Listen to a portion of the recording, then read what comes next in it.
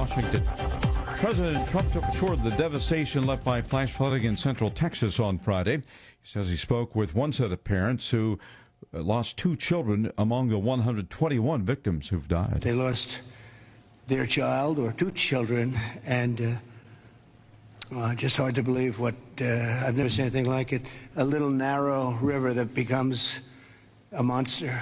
The president's visit on Friday came a week after heavy rainfall caused the Guadalupe River in Kerr County to rise some 26 feet in less than an hour. Former Missouri Republican Senator Jim Talda explains why Senate Republicans want to add additional spending for the Defense Department's upcoming budget. We need much lower cost interceptors and missiles because of the asymmetry. You know, a ship's attacked with a drone that costs $5,000 and we got to use $1 million missile to take it down, or $1 million ordinance. So all those things are important. The Senate version of the fiscal 2026 defense policy bill would authorize an additional $32.1 billion for national security spending above what the Pentagon sought, putting the chamber on a collision course with the House and the administration.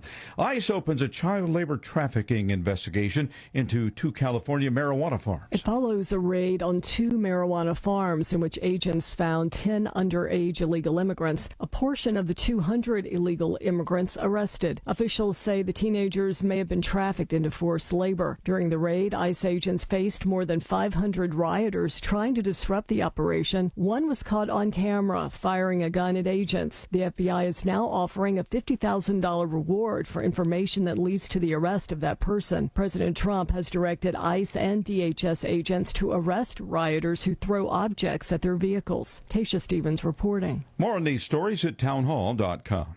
Living with everyday pain is like having a voice that always says, no, you can't do that. You can't go there. You can't play your favorite sport. You better sit this one out. It's no way to live. If pain is affecting you, see how Relief Factor can help you get back to living life again on your terms, one where you say yes a whole lot more. Head over to ReliefFactor.com or give them a call at 800-4RELIEF. Relief Factor is a daily supplement that fights pain naturally. Developed by a team of doctors and scientists, Relief Factor's unique formula of natural ingredients doesn't just mask pain, it helps reduce or eliminate it for good. Whether it's your back, neck, your joints, your muscles, Relief Factor can help you, as it has for so many others. Give Relief Factor's 3-week quick start a try. It's only $19.95, a low-cost way for you to sort of take it out for a test drive. Less than $1 a day. Go to ReliefFactor.com, ReliefFactor.com, or call 800-4RELIEF. That's 800-4RELIEF.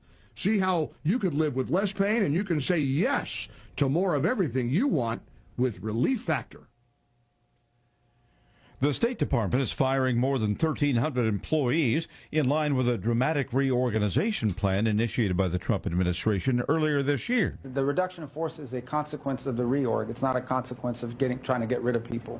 But if you've closed the Bureau, you don't need those positions. Understand that some of these are positions that are being eliminated, not people. That's Secretary of State Marco Rubio. Boeing has reached a settlement with a man whose wife and 3 children were killed in a deadly 2019 plane crash in Ethiopia. In 2021, Boeing accepted responsibility for the Ethiopia crash in an agreement that allowed victims' families to pursue individual claims in U.S. courts instead of their home countries. Citizens from 35 countries were killed. Several families of victims already have settled. Correspondent Mike Hempen reporting that tragic crash left 157 people dead. Breaking news and analysis at townhall.com. PETA is on the prowl as it sues the American Kennel Club over its standards for unique dog breeds. PETA says the influential club is promoting unhealthy physical features in Frenchies, Bulldogs, Dachshunds, Pugs, and Chinese Shar-Peis. In response, the AKC says it rejects PETA's assertion that the standards create unhealthy dogs. The club also knocks what it calls PETA's mischaracterizations of the standards in question. The lawsuit turns up the heat around a debate over attributes that have been honed to define some breeds, including French Bulldogs. Julie Walker, New York. The osprey is in decline in one of its key territories, and some scientists blame overfishing of menhaden. That's an important food for the birds. The osprey is a fish-eating raptor known for gymnastic dives and whistle-like chirps. You'll find more of these stories at townhall.com. When disaster strikes, flood or fire, every second counts. At Emergency Construction Group, they specialize in immediate response and same-day service for any residential, commercial, or industrial emergency across the Chicagoland area. With over 30 years of experience, they've got the expertise, manpower, and equipment to handle any size loss fast. They follow strict IICRC guidelines to restore your property the right way, the first time. Their team values transparency, constant communication, and strong ethical standards because your peace of mind matters. Licensed, bonded, and insured, they're here for you 24/7, 365 days a year. Call 855-4ECG now. That's 855-432-4669. Or visit their website at emergencyconstructiongroup.com and let Emergency Construction Group put your life back together one step at a time. That's Emergency Construction Group. Your satisfaction is their passion. It's time to wake up and get on the rise with all things Chicago sports. And your host, Mike Napolitano. I'm Italian. I get yelled at all the time. This is normal for me. Are you kidding me? I love it. With the Italians, we get really high, we get really emotional, and then we bring it right back down. And I'm just in the right back down part right now. Dalton Cooper. I think this is the year. I think this is the year he throws for over 4,000 yards. I think Ben Johnson has an understanding of how to take a quarterback and elevate. We've seen what he's done with Jared Goff. Obviously, Jared Goff had gotten to Super Bowl, and he was working with Sean McVay, but. And Brandon Combs. And to tell me that a guy in Barry Bonds, who in 2004 has more hits and intentional walks than swings and misses. For a guy who watches Luis Robert and cheers him on, you're going to tell me Barry Bonds does not belong in the Hall of Fame? You are out of your mind, sir. On WRMN 1410 AM, the voice of the Valley. Welcome into AM 1410 WRMN. You're listening to On the Rise. Myself, Mike Napolitano, alongside my board operator today and co-host Nick Johnston. We're dealing with a little bit of a skeleton crew today as Dalton is out covering a volleyball tournament. And then, of course, Brandon Combs, he's on his way over to, is that UFC this weekend? Yeah, well, Nashville, out for some fights. Yeah, so he should be probably joining us a little bit to talk some baseball and Bears. But before we kick off our usual Chicago sports, we had an unusual Chicago event last weekend. That was why I was absent. That would be the NASCAR races downtown Chicago. This was the third year of a 3-year contract in which NASCAR took over the city streets during 4th of July weekend and had a couple of different races. Of course, on the Saturday, they have the Xfinity Series, which for those that aren't familiar with racing, I guess is kind of like the minor leaguers to an extent. Not the big name players that everybody knows, but you also have your qualifying laps for both races, so the Saturday race and the Sunday race. What's really cool about these qualifying laps is it's kind of like time trials in a way where you get to go out and race just yourself. I mean, of course, there's other cars on the track as well too, but it's like practice. And if somebody beats your time and gets that spot on what they call the pole, which is the top spot, then you get to go back out. So you're sitting in the pit with your engine running, going, if somebody beats my time, I'm gonna give me the ball back basically, and I'm gonna run it back. So that was pretty cool. So Saturday was the Loop 110 NASCAR Xfinity Series race. That was 50 laps. It's a 2.2 mile track. It actually goes around Grant Park and Millennium Park. So you have a little bit on Lakeshore Drive. It cuts down onto Columbus, and then it sends it on over to Michigan Avenue, and then back up and around. So you get back to Lakeshore Drive. So it's pretty cool. It is quite literally almost like a figure eight, as much as you can without having the track cross itself. But this was the third of 3 years, as I mentioned, for this contract. And I'm hearing some rumblings as to what might happen. Just the cars? Yes, very good. I'm hearing some rumblings as to what could possibly happen here in the future. Now, yeah, I mean, getting kind of like a feel for it online doesn't really seem like it was well received, but just wasn't like maybe the biggest outpouring of fandom that the Chicagoland area expected. But still, nevertheless, as a person that just kind of wants events around here and there's opportunities for jobs and stuff like that, and camera work and stuff like that. You want that around, but it just I can understand where maybe that disconnection was kind of there, where it just didn't pop off as much as it would. But it seemed pretty interesting between the different events that were happening. Like you mentioned, the different races, the qualifiers. I saw that they demonstrated like some electric race cars that went around the track.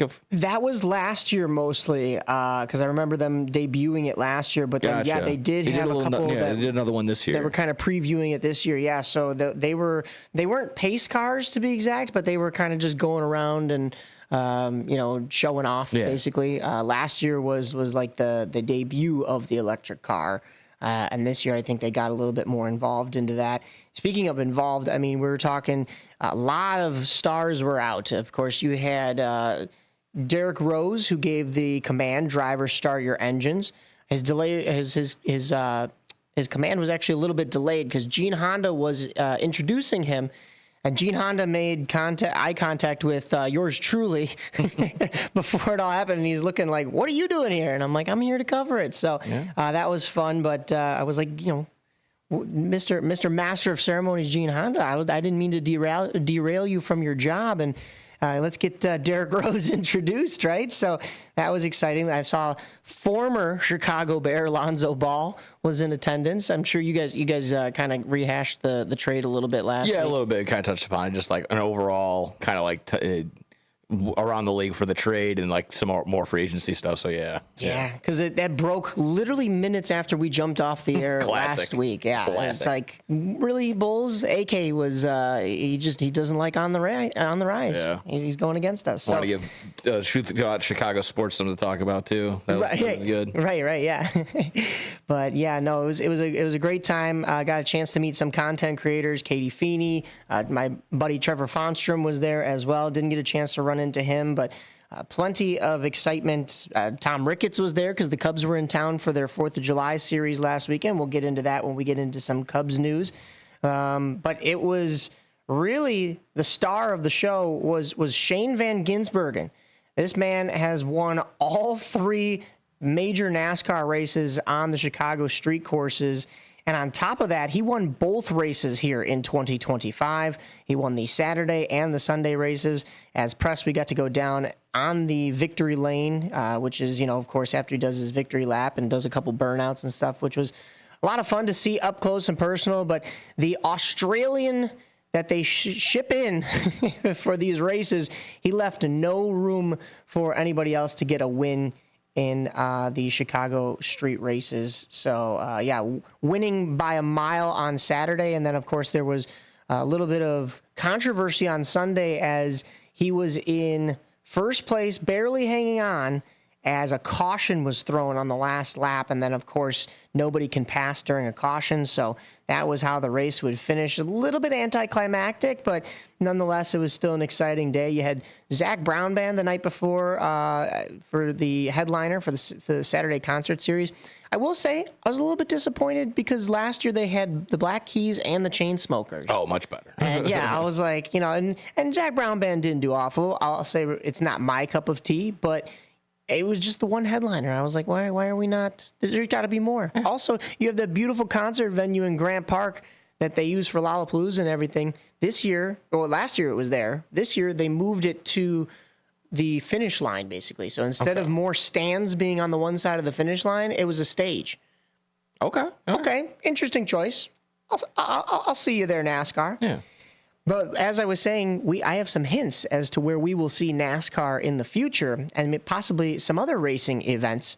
There's no word on if there is a deal in place for NASCAR to come back to Chicago, especially on the street races.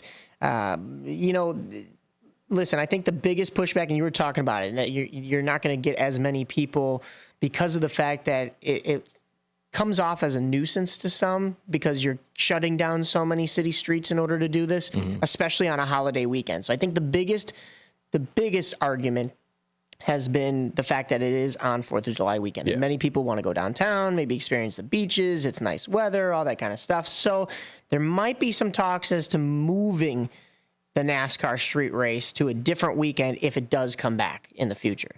They may as well move it as far as Joliet to the Chicagoland Speedway, where they used to come when they would come to Chicago. However, that track has been closed for a number of years, so they have to do a lot of rehabilitation. That did come around. That made my algorithm round the other day. That they're talking, again, making rumblings, making some headways, possibly getting the Chicagoland Speedway up to dates. Which, talking to other some other close fans, some other racing fans and friends that we have, they would be extremely excited about that. That would probably reignite maybe that spark of just that old style feel again. Right.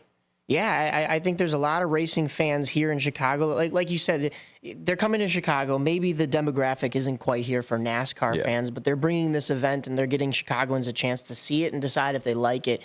And then maybe they do move back to the Chicagoland Speedway because it's out of city limits. Yeah, exactly right. Where I've never been there for an event, but exactly right. Where they have enough land, enough parking area where if you're going out there, you're going out there for that exact reason. So it's all going to be planned out. So all going to look nice. Exactly. I would only think it would be nice and organized because they're all ready to roll for that exact, an actual race, not just downtown kind of scattering. Exactly that, trying to avoid traffic. But I think you were onto something. It could have been some reverse psychology with everyone's it's gonna be too much traffic. I gotta hit the public transportation. So CTA gets all just clustered up, but then you're just all on the highway. You're like, it's actually pretty easy to get by. So I can't count on that every single time, but that could be that case every now and again. Last year I was down there as a fan on behalf of folks that work for NASCAR that are friends of the family here, and we took the public transportation. We took the Metro down because we thought, driving downtown is going to be, for lack of a better word, a catastrophe. And no, this year press passes allowed us to park downtown. So I was like, all right, I guess I'll take the gamble and drive. I figure we'll leave at 8 a.m. So we get down there at maybe 9:30 with traffic. No, easiest drive downtown I have ever made both days, Saturday and Sunday. I think it took us at most 40 minutes. So, I mean, coming from Schaumburg, that's record time right there. I felt like I was one of the racers riding down there. But there is talk, if NASCAR does not come back to the streets of Chicago, that another racing entity could move in. There's a lot of rumbling that the residents of, and of course the businesses in downtown Las Vegas are a little annoyed with the F1 races that go on downtown or down on the Strip because of the fact that it kind of takes away from everything else that you have in Vegas with, the casinos and the live shows and everything. So if F1 is not welcomed back to Vegas, they'd like another metropolitan to take advantage of. And if there is a void from NASCAR not coming back to the actual streets of Chicago, even if they go to the Chicagoland Speedway in Joliet, that could open up a window for something like F1 to come to Chicago. I bust out my new APX GP gear. There you go. Yeah. So it's the fake team from the F1 movie.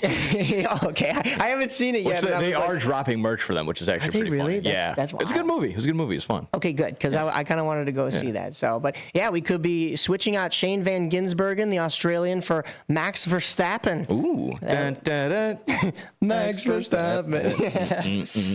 So, but other than that, it was a good weekend, and the weather held out because the first 2 years it was pretty rainy for this street race. So good to see that, and we do hope that NASCAR finds a home somehow here in Chicago because nonetheless, it was an exciting event overall. Yeah, overall, it kind of seemed like that. Was there anything that stood out to you, maybe event wise, maybe what a certain giveaway, was there a certain area that was really popping over there?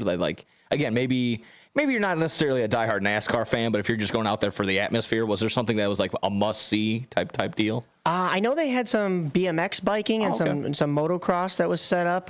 They were doing jumps and stuff, which was pretty cool. So that if you weren't paying attention to the races, you could go check that out.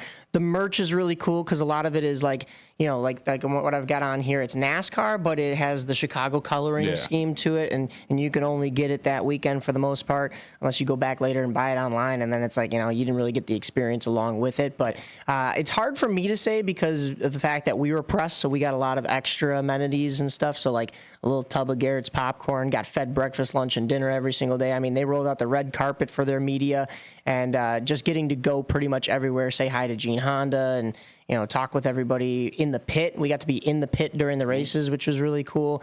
But not everybody gets that experience, so I'm a little bit spoiled in that sense. But I think even for the fans just sitting down and watching the race, I think overall it was just really cool to see something like that come to Chicago, and how loud it is, but also the backdrop of the city skyline is always a must-see for this event. So yeah, you can't go wrong with downtown Chicago.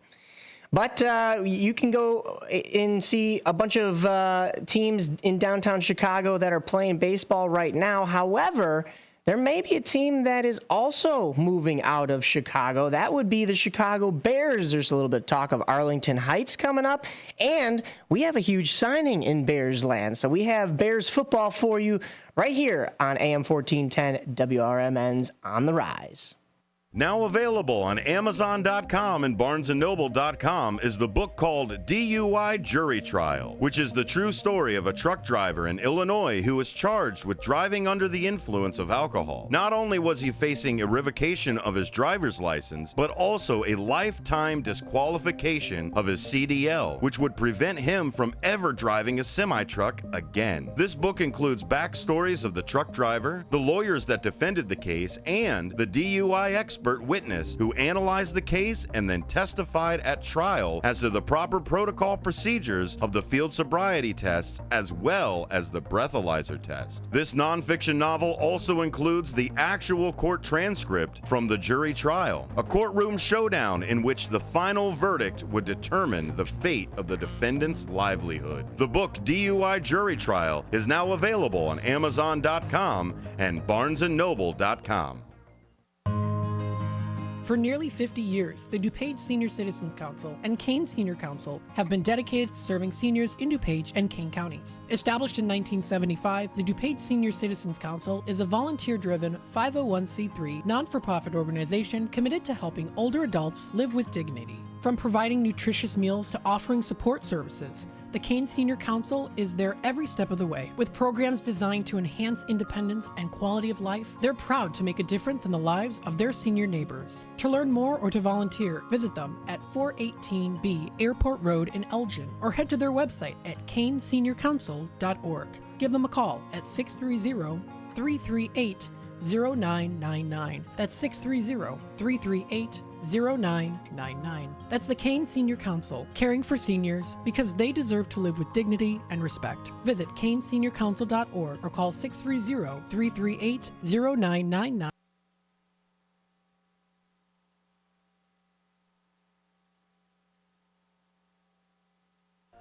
Are you dreaming of a getaway? Want to leave the stress of daily life behind? Whether it's a relaxing cruise or an adventurous land escape, planning the perfect vacation doesn't have to be a hassle.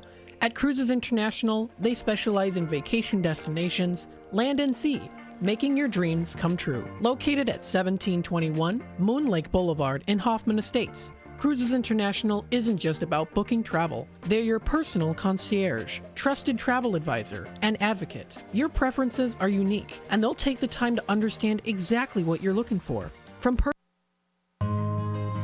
For nearly 50 years, the DuPage Senior Citizens Council and Kane Senior Council have been dedicated to serving seniors in DuPage and Kane counties. Established in 1975, the DuPage Senior Citizens Council is a volunteer-driven 501c3 non-for-profit organization committed to helping older adults live with dignity. From providing nutritious meals to offering support services, the Kane Senior Council is there every step of the way. With programs designed to enhance independence and quality of life, they're proud to make a difference in the lives of their senior neighbors. To learn more or to volunteer, visit them at 418B Airport Road in Elgin, or head to their website at caneseniorcouncil.org. Give them a call at 630-338-0999. That's 630-338-0999. That's the Kane Senior Council, caring for seniors because they deserve to live with dignity and respect. Visit caneseniorcouncil.org or call 630-338-0999 today.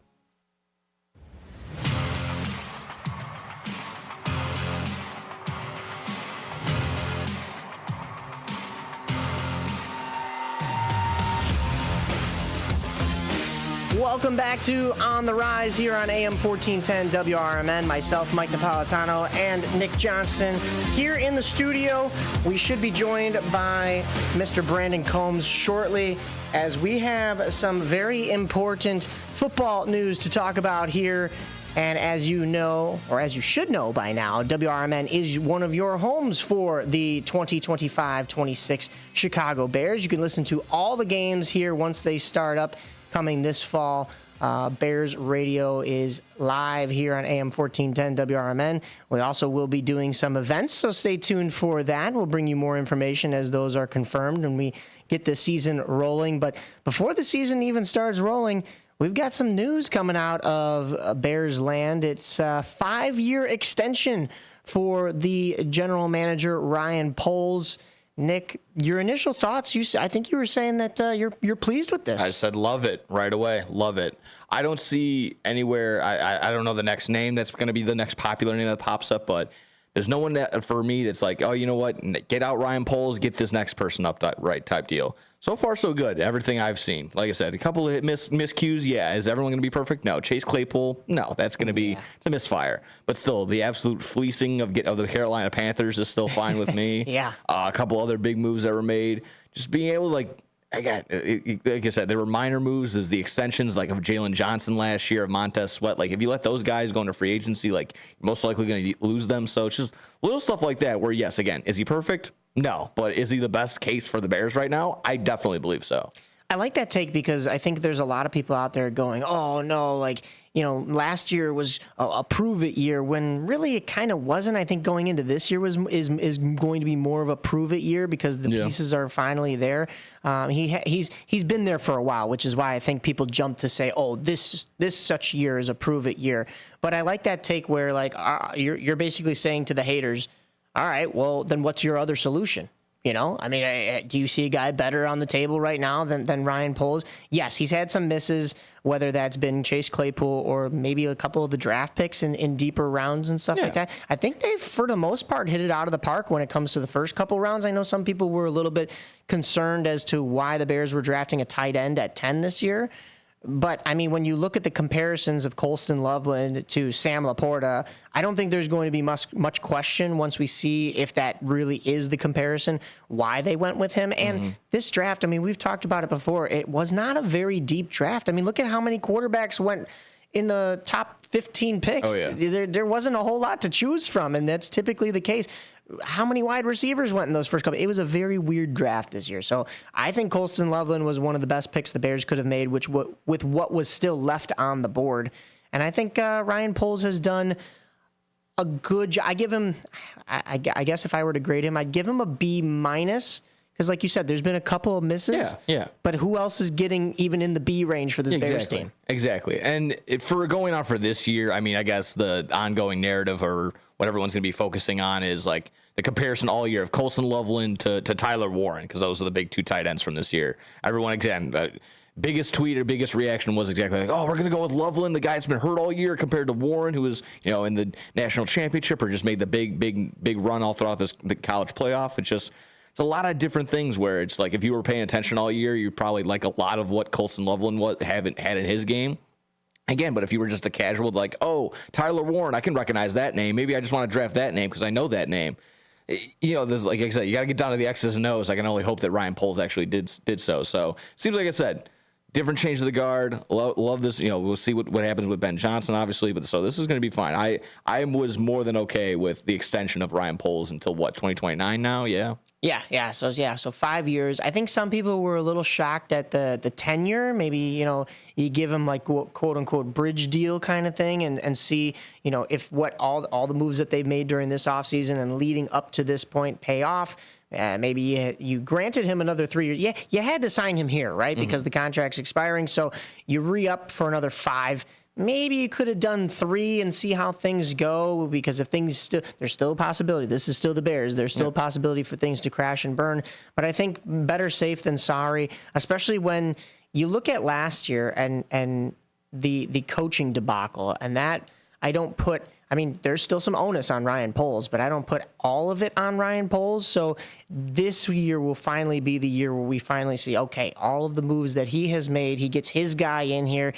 You just mentioned the name Ben Johnson. I mean, that's somebody that, you know, nobody thought would ever come to Chicago given the state that they're in, and yet Ryan Poles was able to woo that offensive coordinator over from a successful Detroit team right now. So we'll have to see if that leads into them being a successful team, but the Moose we'll be Lodge back. 799 in Elgin is a place to connect with family, friends, and your community. Moose Lodge 799 is conveniently located at 925 South McLean Boulevard, and they offer fun family activities, exciting community service projects, and live entertainment on the weekends. At Moose Lodge 799, you'll find a place to relax, make new friends, and be part of something bigger, like supporting the kids of Mooseheart.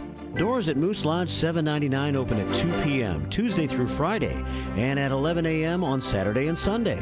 Join a welcoming group of members who share a passion for good times and giving back.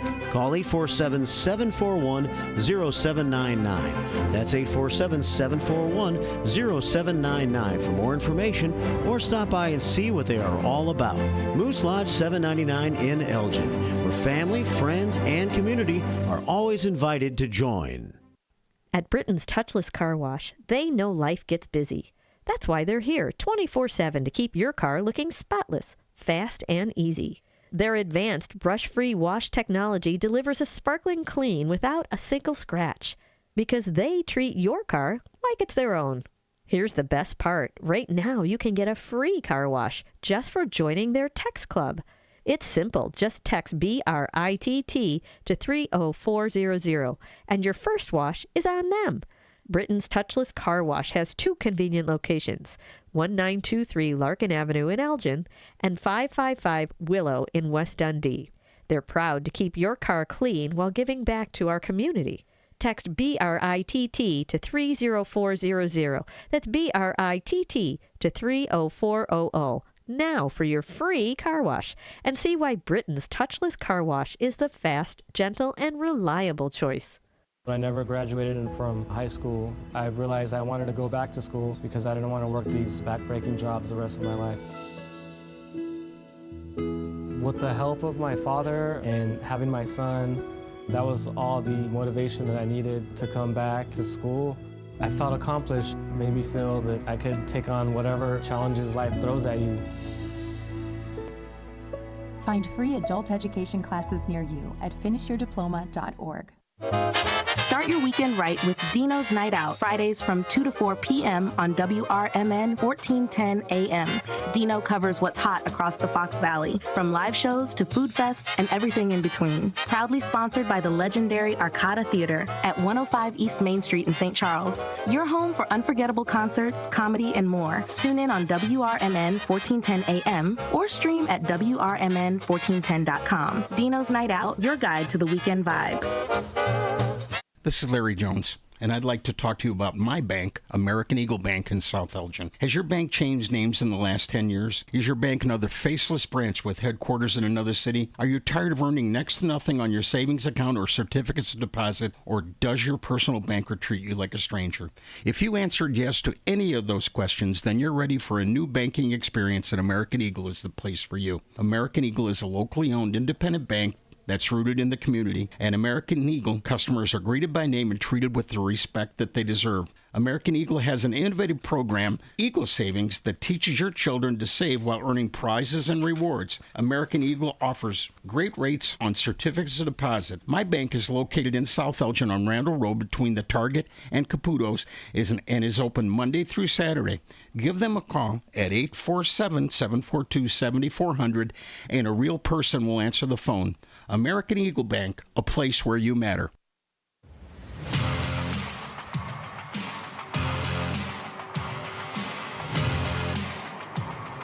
Welcome back to AM 1410 WRMN. You're listening to On the Rise. Myself and Nick Johnston in the studio here. And we are now joined by the man heading down south to go watch some UFC, Brandon Combs. How are you, Brandon? Good to see you. Good to hear from you. Good, boys. Good. Traveling down the road right now. I got about 94 miles of staying straight, so you guys are going to keep me some company for a bit. You are headed to Nashville for UFC, right? Yeah, I'll be covering the event tonight. Derek Lewis and Teixeira fight tonight is the main event. A lot of good stuff planned. The UFC is really well put together, man. Not only do they send you like the rundown of everything and each fighter you'll get to talk to at what time. But they also feed you twice. All right. You get a meal at the beginning and then a meal at the end of the show. So it's I'm excited to eat. I'm a fat kid. As an Italian, you've got my interest perked, and I don't know if you caught in our first segment when we were talking about NASCAR, but because it's an all-day event, they feed you breakfast, lunch, and dinner every single day. I was in heaven. So, yeah, UFC being along those same lines, that's awesome. Yeah, man, I can't wait. It's going to be fun, man. Do you know which fighters you're going to get a chance to talk to personally? So I'll get to talk to all of the winners of each fight after the fight. So there's a spot that is set up with a path for media. So we go from the ring to the octagon, I should say, not the ring, to the podium in which they'll be talking at. And so after each fight, I guess that's part of the delay in between the walk-ups when you're watching it on TV that I never knew about. Like, why is it taking so long to do the next walk-ups? It's because media's in the back talking to the winner of each fight. So you're holding them up, huh? Don't ask them if it hurt. It did. Oh, Nick, I think it's the board again is sticking on you. Is that there? We go. There I am. Yep. Brandon. Yeah, me, Brandon. Yeah. Do me a favor. I hear you. You don't need to waste a You don't need to waste a question. It did hurt. All those punches to the face hurt. Yeah, it'll probably be more questions about game plan and what you saw and how you snuck it in. But I'll try not to ask if it hurt. Well, Brandon, this is a little bit of your appetizer because not only are you going to be going down to see the UFC fights in Nashville, but come August, when UFC comes to Chicago, you will be in attendance for us on behalf of WRMN to cover the fights at the United Center. Meanwhile, most of the rest of our WRMN sports crew, I think we've got a couple of different spots for Savannah Bananas. So that will be a very busy August weekend. But of course, we're interested to see what you bring back from UFC this weekend, leading into, of course, UFC coming to Chicago, which is such a big deal. But let's get back into Chicago. We were just running down some Bears news. Ryan Poles extended 5 years, Brandon. Your thoughts on that? We kind of talked about this with Nick here, and I think, for the most part, Bears fans should be and can be pleased about this. What was your initial thoughts? My initial thoughts was 5 years. Wow. Yeah.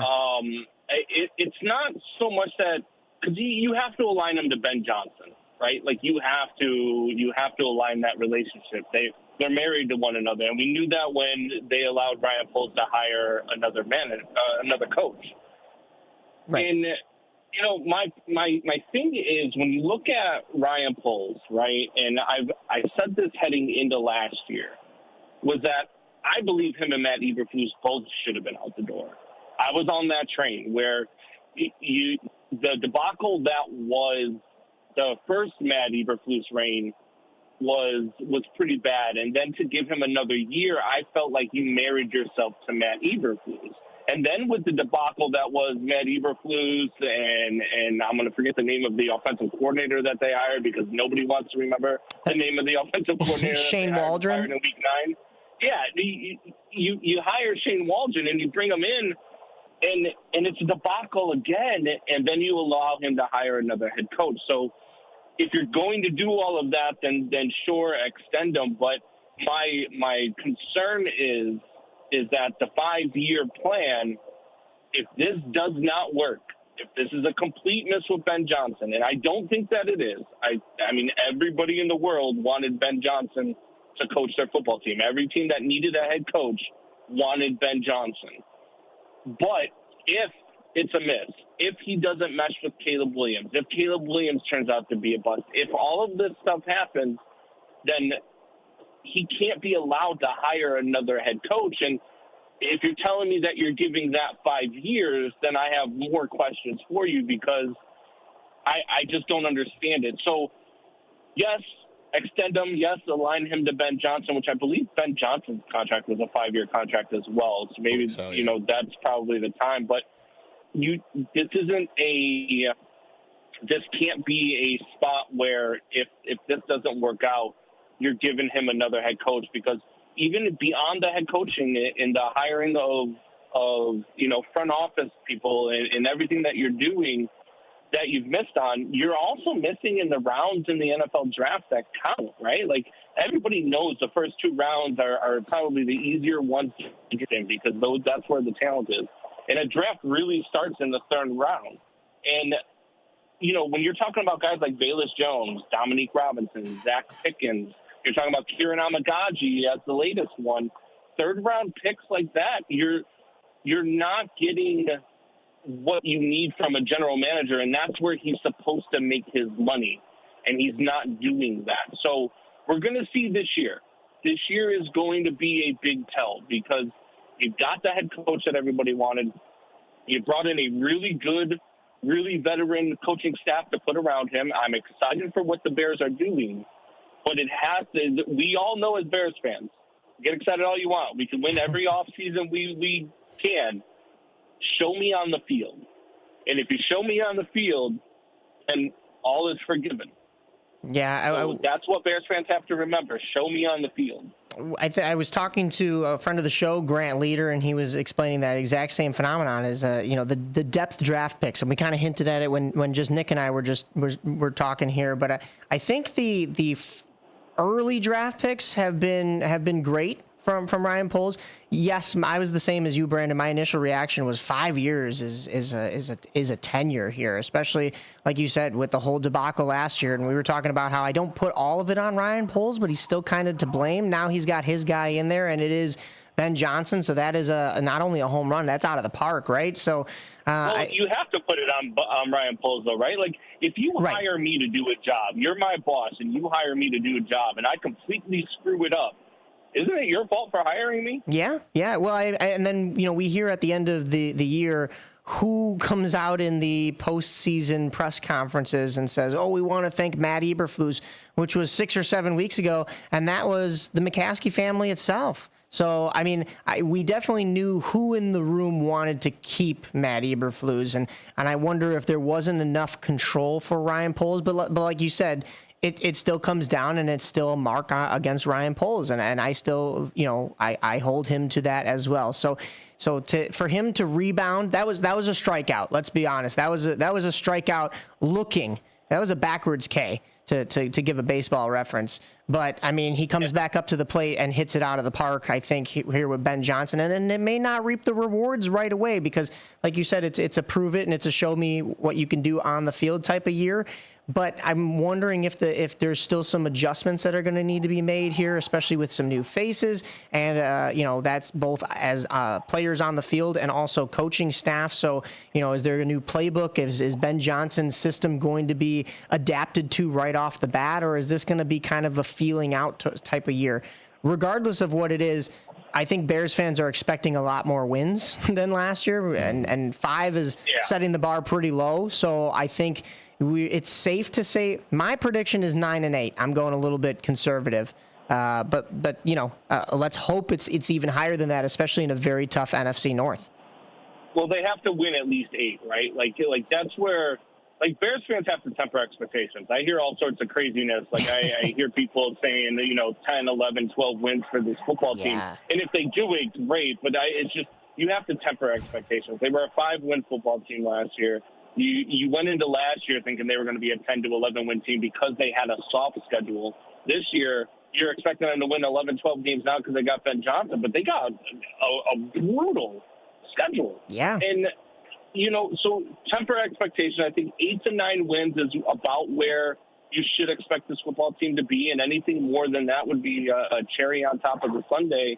I think that the division gap is closed. I think that it's closer than a lot of people want to give the Bears credit for. I know the Bears are the biggest odds to win the division at plus 500. Nobody's expecting them to win this division. But I think that they're better than Minnesota right now. I think Minnesota, I love Kevin O'Connell and the job that he's done as a coach. I think they're better than them. I think they proved that last year. They should have swept Green Bay last year.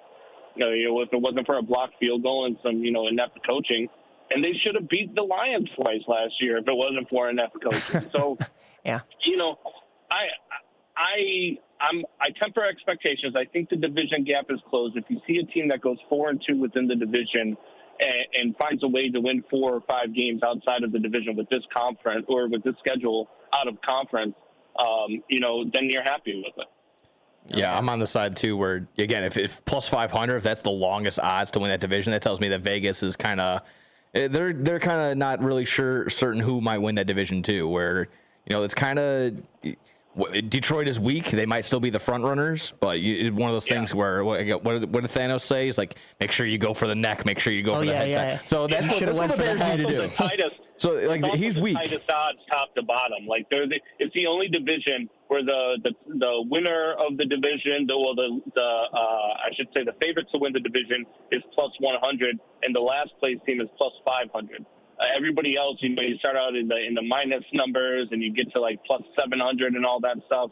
This is the tightest division in Vegas. So it goes to tell that they expect it to be one of the better divisions of football. I mean, it's cliche, but the Bears need to, if they win the division, if they take care of all six games within the division games, that's what will determine it. So again, the extra, take care of whatever the Bengals, hopefully, or have a shot at the Ravens, sure. But those are gonna be tough games. You need to beat the Packers at least once. You need to beat the Vikings, hopefully twice, and then you got to at least probably sneak one from the Lions as well. So if that's 4-2, 4-2 is going to hopefully get you one to win the division. Hopefully that should also put you over on top to get into like a wild card spot. So that's where I'm at. I know the line is at 8.5. So again, if that's where it's at, that's where I'm at too. So let's get it done. Minnesota Monday night to open the season is a must-win.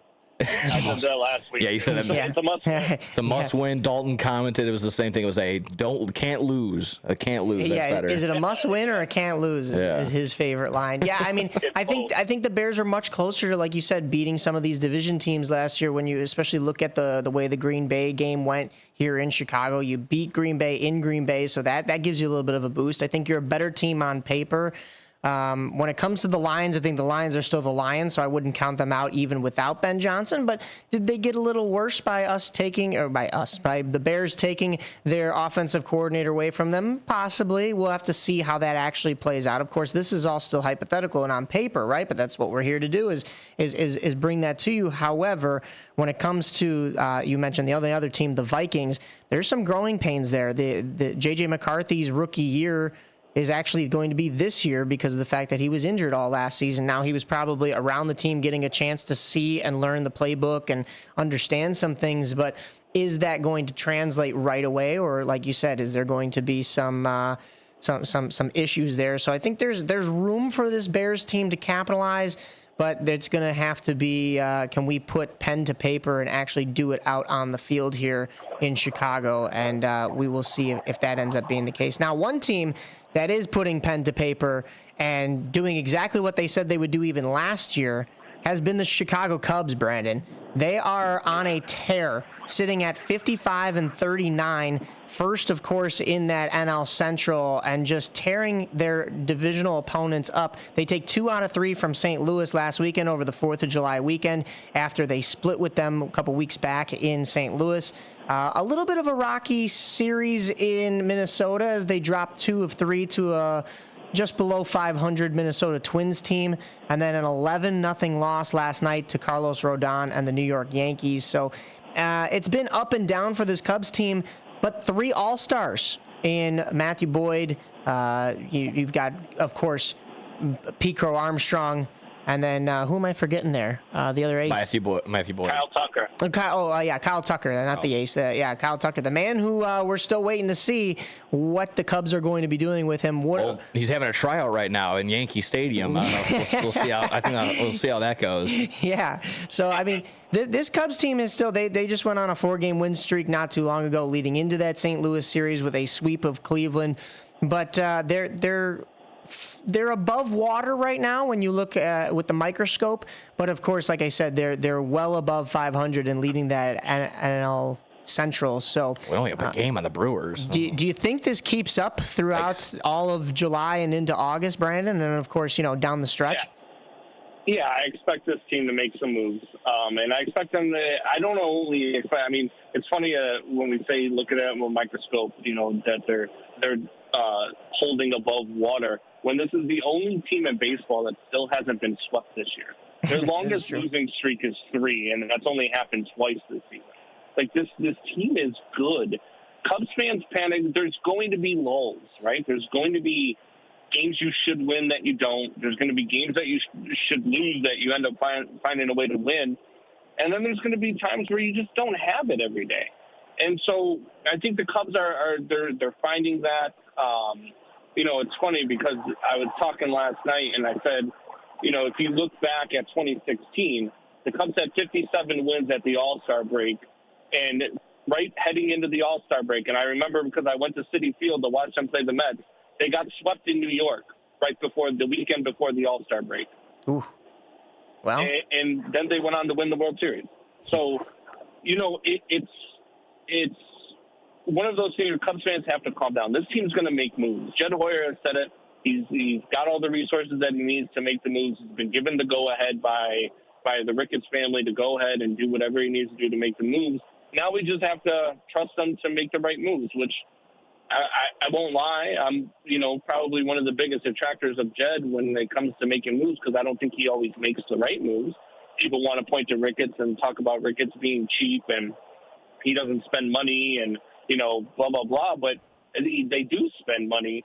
Jed just hasn't really spent it in the right places all the time. And so, you watched Cody Bellinger last night, hit 3 home runs, would have had 4 home runs, but Kyle Tucker robbed one. Yeah.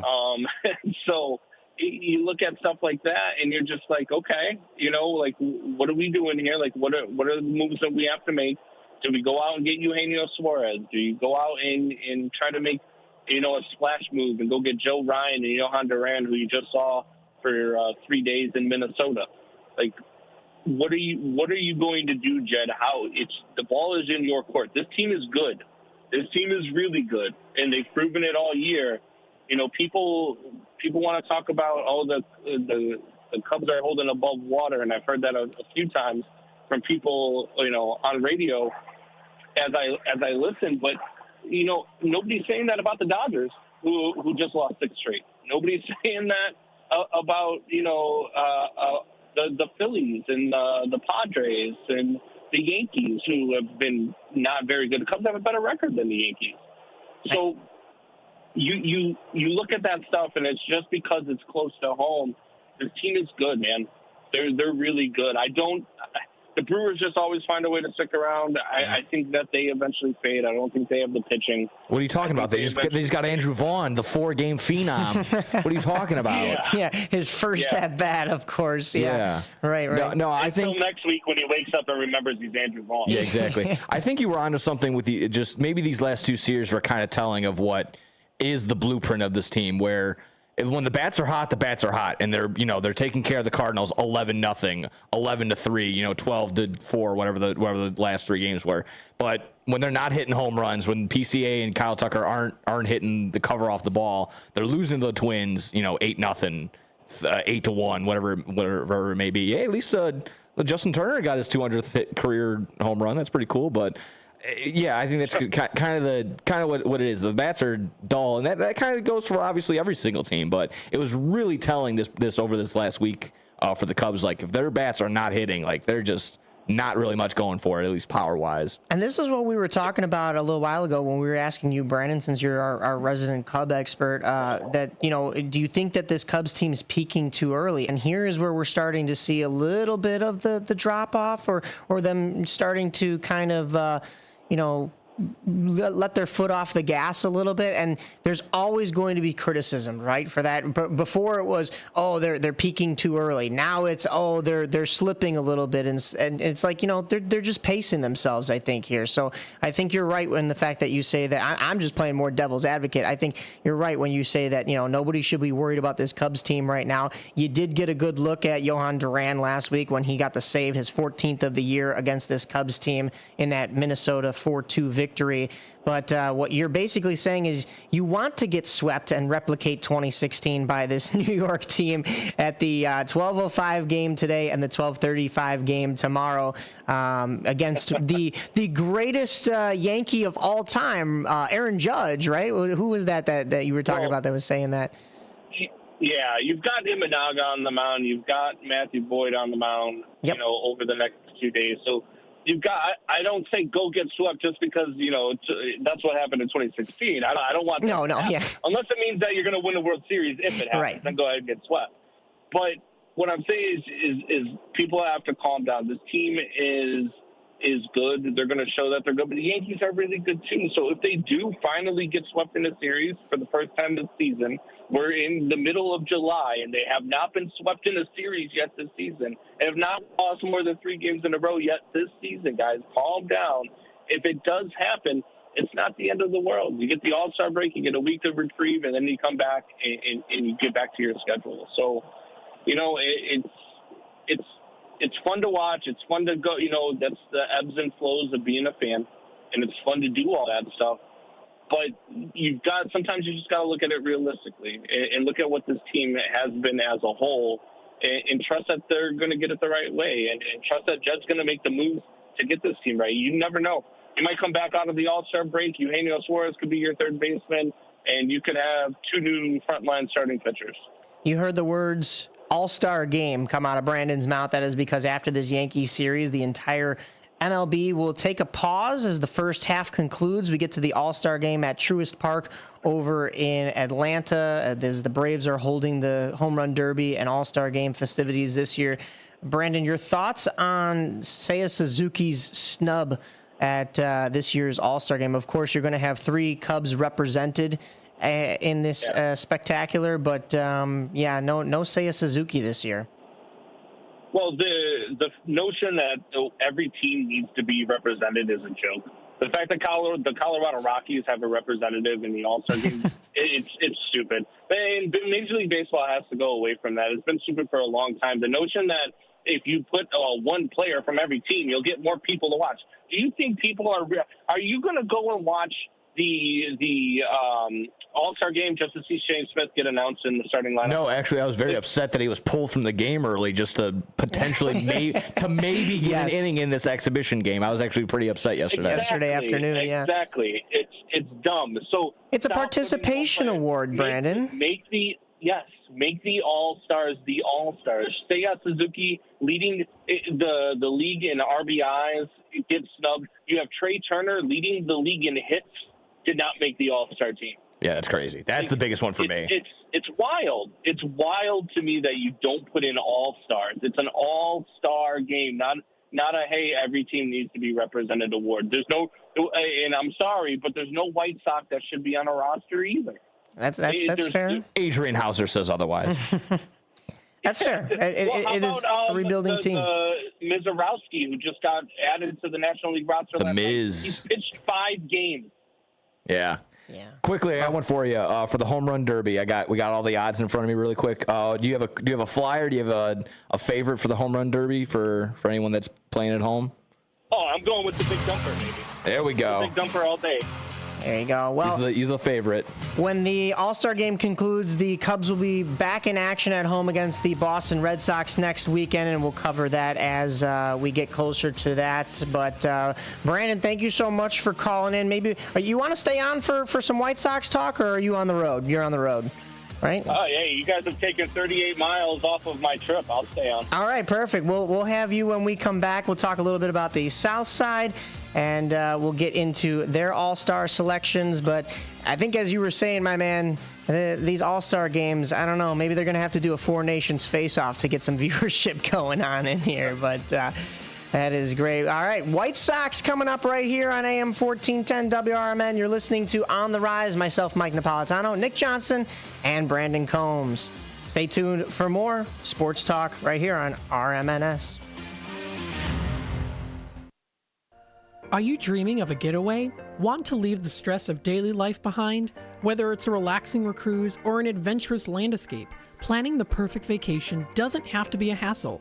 At Cruises International, they specialize in vacation destinations, land and sea, making your dreams come true. Located at 1721 Moon Lake Boulevard in Hoffman Estates, Cruises International isn't just about booking travel. They're your personal concierge, trusted travel advisor, and advocate. Your preferences are unique, and they'll take the time to understand exactly what you're looking for. From personalized service to their global network of specialists, they ensure that your vacation is tailor-made just for you. It's time to plan the vacation of a lifetime. Call 800-255-7447. That's 800-255-7447 today and speak to a cruise and vacation expert. Cruises International. It's time to set sail to your dream destination. Your hometown radio station since 1949. We are WRMN AM 1410, Elgin time, 9 o'clock. Breaking news this hour at townhall.com. I'm Bob Agnew in Washington. President Trump toured the devastation left by flash flooding in central Texas on Friday. Tasha Stevens reports millions of dollars, meanwhile, have already been raised to help support the victims. According to the Community Foundation of the Texas Hill Country, $30 million has been raised by donors within and outside of Texas. The foundation said the first $5 million in emergency grants are already being distributed to vetted nonprofits across the Hill Country. It comes after flash flooding hit central Texas over the 4th of July weekend, killing over 120 people and leaving more than 160 missing. The president and first lady visited Texas on Friday. Tasha Stevens reporting. Also at townhall.com, the death toll now more than 120. And, of course, the flash flooding caused the Guadalupe River in Kerr County to rise 26 feet in less than 1 hour's time, catching everybody off guard. The U.S. Treasury reported a budget surplus in June, driven in large part by a surge in tariff revenues, thanks to the president's America First trade policies. A plea deal for the mastermind of the 9/11 attacks is off. A divided federal appeals court has thrown out an agreement that would have allowed accused September 11th mastermind Khalid Sheikh Mohammed to plead guilty in a deal sparing him the death penalty for al-Qaeda's 2001 attacks.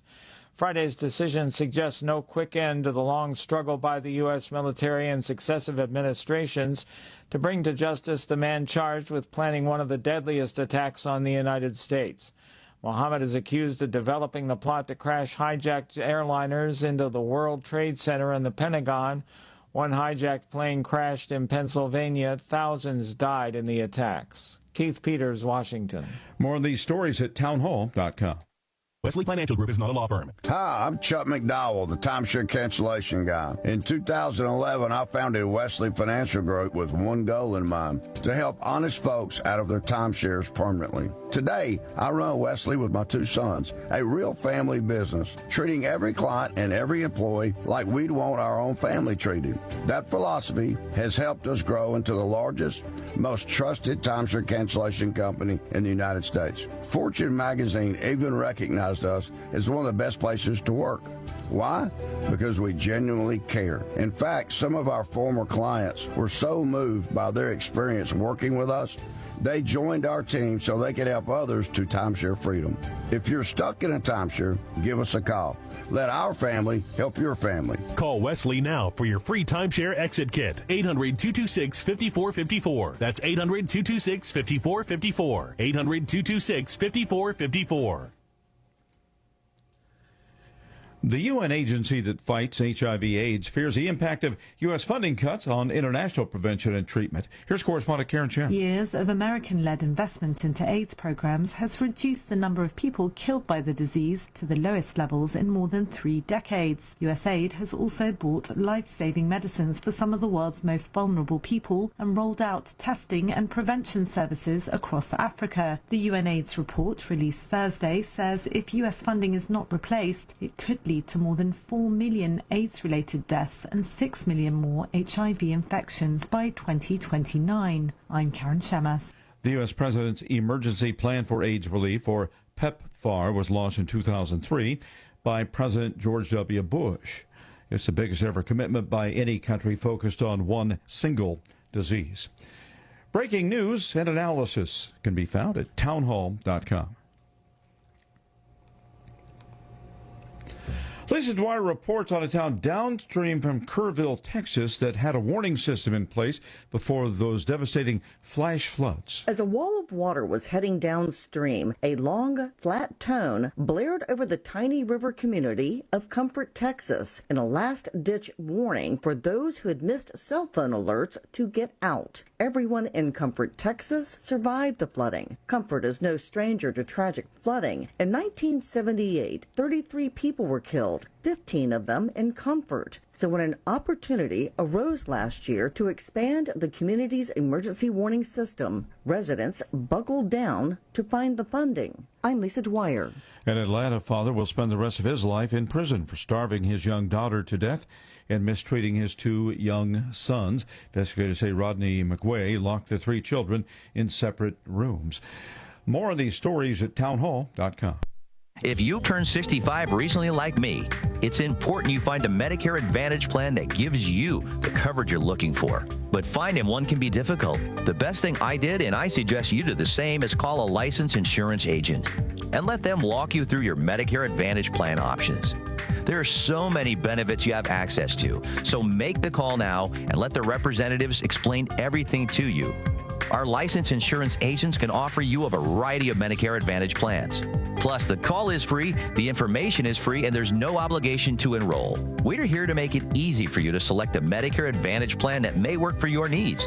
Finding a Medicare Advantage plan can be easy if you do what I did. Make a quick call right now to learn more. Thank you. 800-433-3082. 800-433-3082. 800-433-3082. That's 800-433-3082.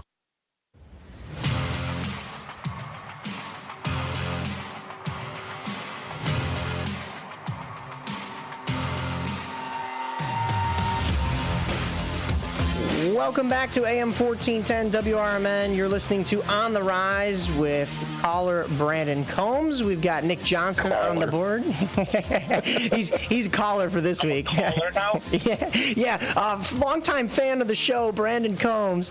And then Nick Johnston running the board, myself, Mike Napolitano. We got to switch over to the south side of things. It's been a busy week for the Chicago White Sox. They were on the road for that 4th of July weekend in order to face one of the worst teams in baseball, one of the only teams below them in the standings in the Colorado Rockies. But it was important because they did get a chance to call up Colson Montgomery once again, and he made a spectacular catch, really kind of starting to showcase that maybe he is breaking that mold and finally finding a spot here in the major leagues.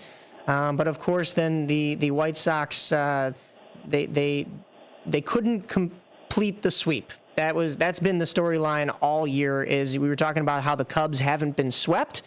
The White Sox not only have been swept, they've been ever so close to getting a sweep here, and yet they weren't able to against Colorado. They dropped that last game. Then they have to go and face a hot Toronto team. The good news is they did get a win against Toronto to avoid the sweep and snap Toronto's 10-game win streak. And then that rolled into this weekend, and I say weekend because the series was supposed to start on Thursday. That initial game got rained out. Instead, they had a doubleheader yesterday against Cleveland.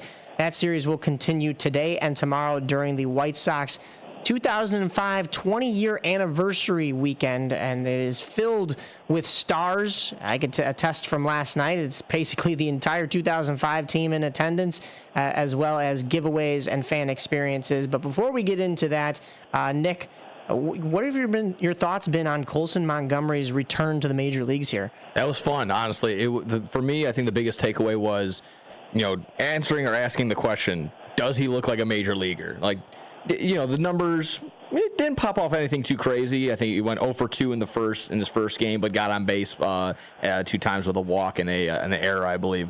But then the next game, he gets his first 3 hits, gets an RBI triple. Yeah. Just the way he was carrying himself, the way he was playing, he just looked like a major leaguer, if that makes any sort of sense. Like, he looked like he had all the tangibles to stay up here, do his job, and exactly right. Maybe it looks like, hey, the developing actually wasn't all too bad. So, I mean, this was a huge week for the White Sox for all the reasons that you said. Colson Montgomery coming up. I mean, when was the last time a White Sox made the ESPN top 10 and number 1 on the top 10 plays? That wasn't the not top 10 list when it was Chase Mydra off the ball bouncing off his head. Yeah. So that was really nice too. I mean, again, shout out to the Colorado Rockies. A huge, just very classy move when Bobby Jenks passed away. A moment of silence to open up game number 2 of that series. White Sox go out and win that game, so that was humongous. Again, like I said, coming back, snapping the Toronto Blue Jays win streak. So again, playing spoiler. They're doing all the right things. And then, of course, yesterday, the Mark Burley ceremony, which was just classy all throughout. I mean, again, you can attest to that, but great win right there. Dropped the first game, but then again, like I said, after the Mark Burley ceremony and everything like that, get the win. So it's been nice. It's been a nice week so far for the White Sox. Like I said, wins will come. Developing's been fun, and welcome back, Tim Elko. Yeah, Tim Elko back up. I know, Brandon, you were advocating we both were advocating for him to get more time up at the big leagues. So Elko and Montgomery both getting some shots here. I know we talked about the ball bouncing off of Chase Mydroth's head, but I've liked what we've seen from Chase Mydroth so far this year. So yesterday you had him at short, and then you had Colson Montgomery playing a little bit of third base. So if you can get both of them in your infield at the same time, that's huge, because I know even in the Tim Anderson, Yoan Moncada years that we've seen as of recent that, I know many White Sox fans don't want to remember these days specifically, but there was some issues with sliding guys over from short to second or sliding guys over from second to third, namely Yoan Moncada. But I mean, you can mix and match some of these young guys and get them all out there, so you have all of your talent in the lineup at a time. And yes, I did kind of bury the lead mostly because I wasn't on the show last week, so I forgot whether or not we talked about it. But of course, the news broke after we recorded. And rest in peace to White Sox closer Bobby Jenks. He was beloved by his teammates and his family and his friends.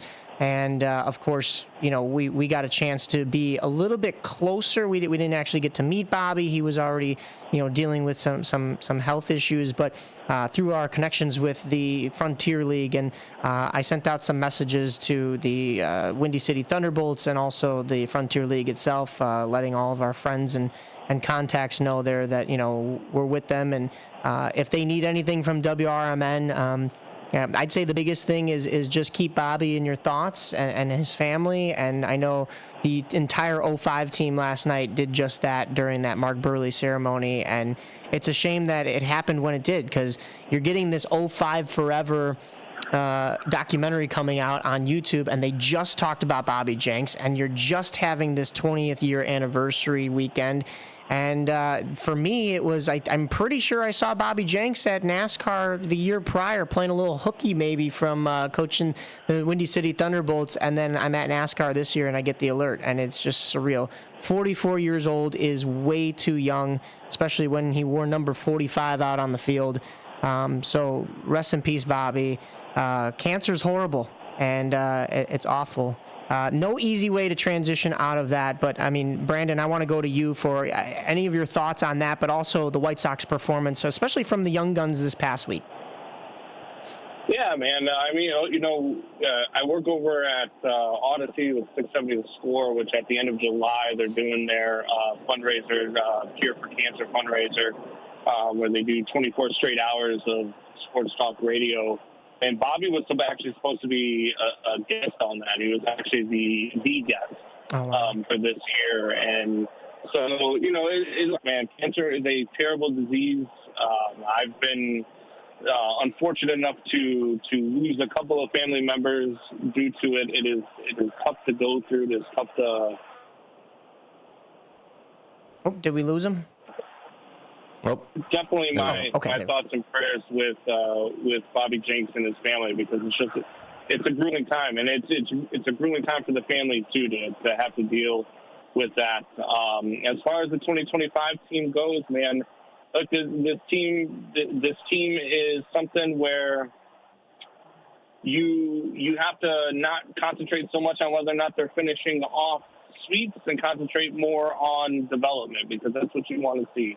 It doesn't matter if they win or lose. It matters on whether or not their talent is developing at a high level. And so far, with Colson Montgomery, he's looked decent, and he can be a guy who just continues to develop at this level, and that'll only be a good thing for him as his career goes on. Same thing with Tim Elko, who's sort of a late developer. We'll see whether or not he's a Matt Mervis type where he can only hit in AAA and never really develops, at this level. But the jury's still out, so we'll see, man. It's going to be fun to watch them the rest of the season. They've been a lot more fun to watch this season than they were last, and that would be my plea to Sox fans.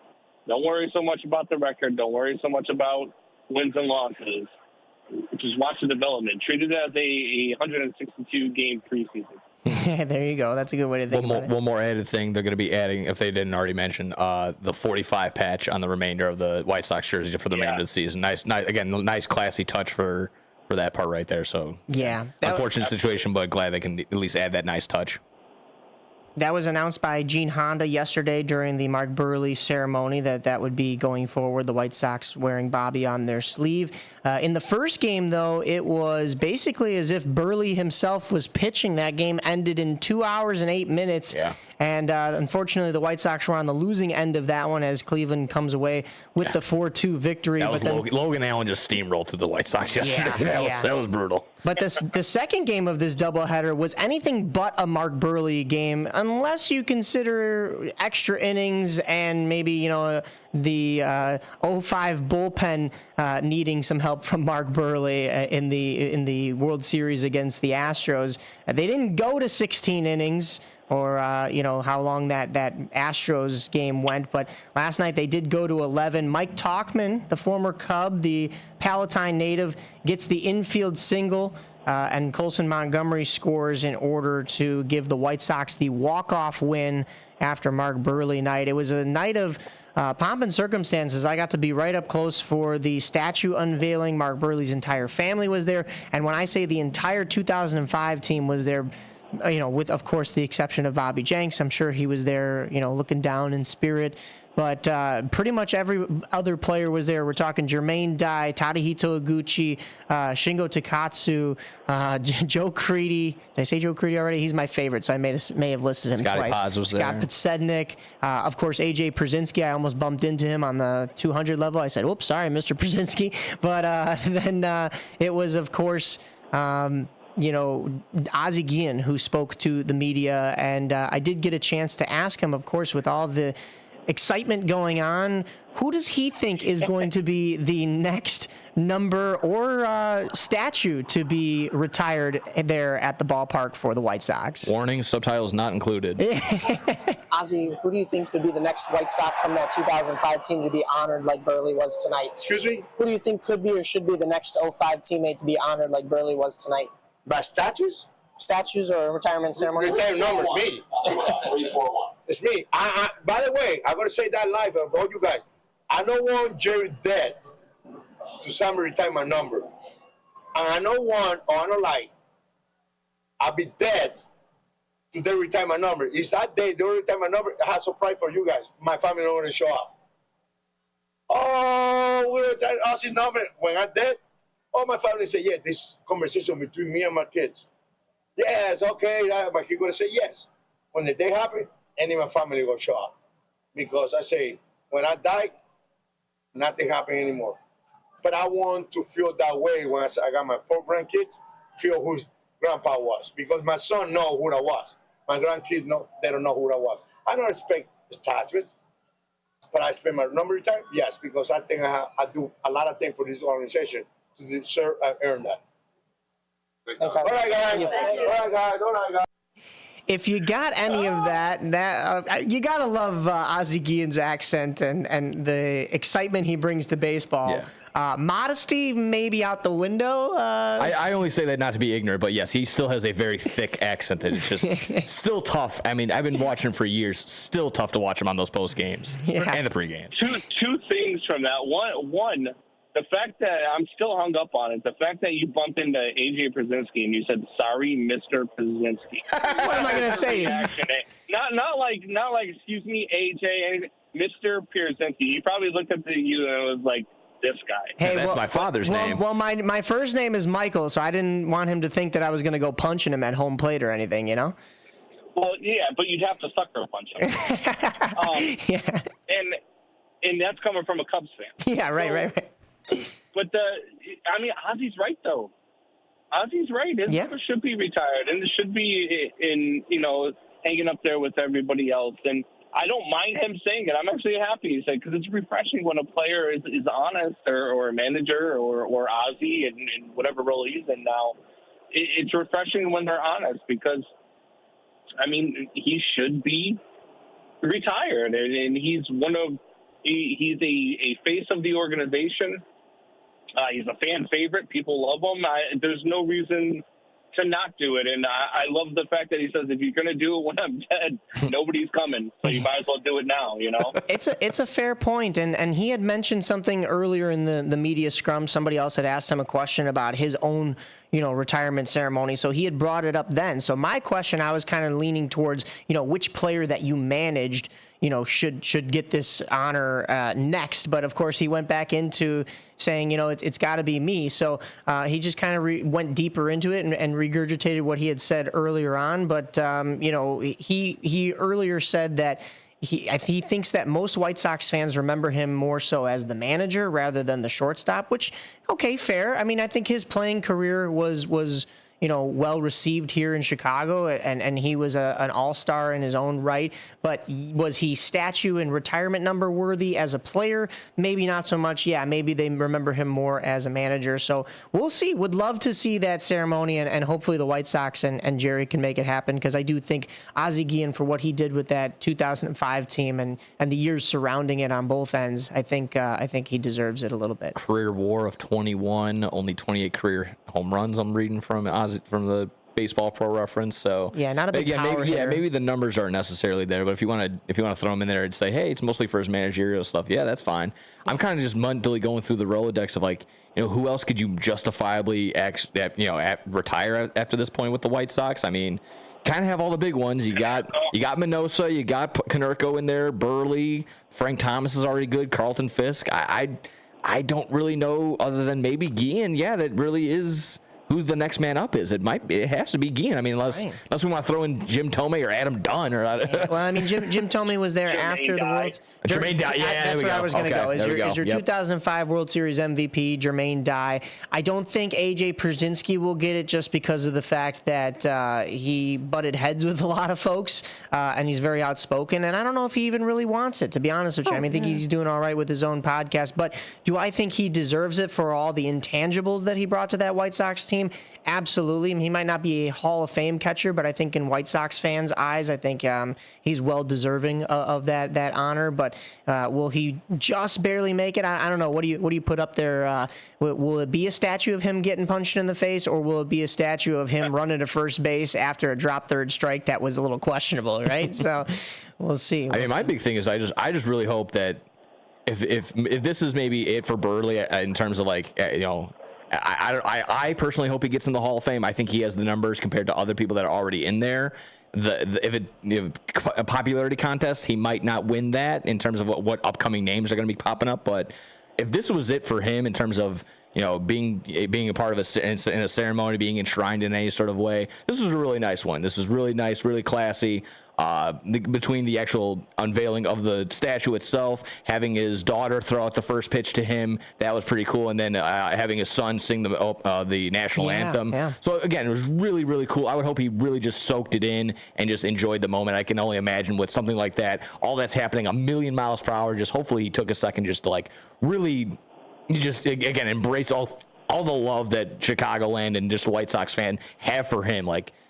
Again, just the Gold Glove play. That's one of my big things with him. Just labeling it like a Mark Burley game anytime, like it's a really quick game. Those are things I attest to him, just because he's a Chicago White Sox legend for all so many reasons. He was a stud. So I hope he gets the nod into the Hall. But if not, this was a really nice touch by the White Sox. I did fanboy out a little bit. Hall of Famer, and hopefully he gets inducted in a manner in which Hawk Harrelson can induct him. Yes, nobody loves Mark Burley more than Hawk Harrelson. Yeah, there was a seat for Hawk last night, but it got taken by Harold Baines next to Jerry Reinsdorf, right in front of where I was standing. So I'm not sure if Hawk was in attendance. That's so ignorant to say. That is so ignorant to say. I just saying that if he gets a statue, it takes away the importance of statues. he embodies like it's such an ignorant thing to say. I mean, you're just as a Cub fan, you're just gonna hand out basically. Probably Ronnie Woo Woo's gonna end up getting a statue for you guys. So to sit there and say like he doesn't deserve one. Grant Leader in the chat, of course. Oh, I thought you were talking to me. No. I'm just reading off the chat. Like that's for him to like he deserves a statue. That's incredibly ignorant. Coming from a Cubs fan, Grant Leader, it's. I don't think you understand fully what. I'm not saying you share the same opinion, Brandon, but I'm saying I don't think he understands the impact that AJ has on White Sox fans. I'm not saying he should be in Cooperstown. I really am not. But I think he should. But I mean, there is the argument for that. But no doubt, I think he should be well respected and enshrined in some fashion by the White Sox for the White Sox. So. I did get a chance to fanboy out a little bit with Mark Burley last night in the press box. I told him I was at his perfect game, and I showed him the picture of little 9-year-old, 10-year-old me at his 10-year-old me at his perfect game, and it's just me, a little blurry in the background. But he's like, "Yeah, what were you doing back there, picking your nose?" And I was like, "Yeah, I was playing along with him." And he's like, "Did you eat it?" I was like, "No, absolutely not." But no, great guy, down to earth guy, and glad to see him, respected and honored like that. The White Sox will continue honoring this 2005 team with the replica statue giveaway today at the 3:10 p.m. game. That'll be Sean Burke versus Beebe on the mound, and then Cleveland will continue here in Chicago with a 1:10 game on Sunday. That'll be Savali versus Cantillo, and then leads into the All-Star game, which, as you heard us mention before, it's only Shane Smith representing this White Sox team in the All-Star game. And as I was saying, guys, I agree with Brandon in the fact that not every team needs to be represented, because I'm going to be honest with you, I might be picking my nose and not watching the All-Star game, because Shane Smith, congratulations, it's great, but I mean, there's not really a reason for a White Sox to be in here just yet. And All-Star games, guys, we had this conversation back when it was the NBA versus the NHL, and the NHL does the Four Nations face-off, and it sparks interest, and these guys are punching each other in what should have been an all-star weekend, and going and fighting and scoring goals and hitting each other because they're representing their countries. I mean, there has to be something that changes when it comes to all-star game formats and what they mean, because the MLB all-star game used to mean something. It used to mean, Yeah, but I don't know if it should go. It should be an exhibition. It doesn't have to mean anything. It's an exhibition. It's a celebration of all-stars. And did you call Tanner Bybee Beebe? I did, excuse me. Yeah, okay. Tanner Bybee, okay. Yeah. I just read that and I was like, we're going to keep moving on. No, but, I do think, it should be honoring the all-stars and stuff like that. And I don't think it should depend, or it should decide who has home field advantage in the playoffs, because I think that should be up to the playoff teams themselves. But for it to not mean anything and guys go out there and not really try and whatever, the home run derby gets more eyes, because I feel guys do end up trying in the home run derby. That's why Luis Robert Jr. gets hurt in the home run derby and doesn't come back for the second half of the season. It's never been a case for MLB. They've never had a game where the players aren't trying. The problem became when back in the day when they were trying to decide whether or not they should be playing extra innings because the game was tied in the ninth inning. Like, these guys go out there and they play and they try. And if you have to treat it like a glorified spring training game and end things after 9 innings, if it's still tied and end in a tie, so be it. Who cares? It's an exhibition. You're watching the greatest players play against the greatest players. Like that's what you want to see. It's honestly really exciting. It doesn't need to mean anything. Right. Yeah, it's exciting knowing the fact that I'm for sure locked in. I'm probably going to get a Paul Skeens versus Aaron Judge at bat. That's going to be awesome. Yes, that is going to draw in the viewers, and that is definitely much watched. And even TV. the last idea of maybe it's Kershaw's last year. Like maybe one more big at bat for him, or one more large pitch for him type deal on a big mound at a big ceremony. Yeah. So again, is the game necessarily important? No, but I think that's the best. You're not going to get these matchup every single time throughout the entire regular season. You might only see these two teams link up in the playoffs if they're lucky enough to get into the World Series type deal. So that's where I kind of see where you're going to get those unique matchups all throughout the game with that. So maybe just try and focus on that, not necessarily it's going to be a 6-6 game, or it's going to be 4-4. No, I mean, I'm not necessarily hung up on the box score. I just want to see, maybe Ohtani versus I don't know who's just an absolute ace right now, Shane Smith. Shane Smith, yeah. Yeah. No, So I agree. I think what has diluted it a little bit is that the fact that the interleague play isn't really there anymore, and you've got all 30 teams playing each other throughout the season. But I definitely see, like, you can have different matchups that don't get, exploited or you don't get those experiments during the regular season that you will get now when it is just all stars facing off against each other. So that is great. Brandon, we will probably let you go now. Safe travels, my man, and we look forward to hearing all of that UFC content that you bring to us this weekend, and then bring next week for the show, and we'll hopefully have you back. Bet Qatar and Bet Lewis this weekend. All right. I love it. When we return, we've got a little bit more Chicago sports when it comes to the Sky, who had a big week this past week. They had a retirement ceremony, their first ever in history, as well as a little bit of soccer and more baseball right here on AM 1410 WRMN's On the Rise.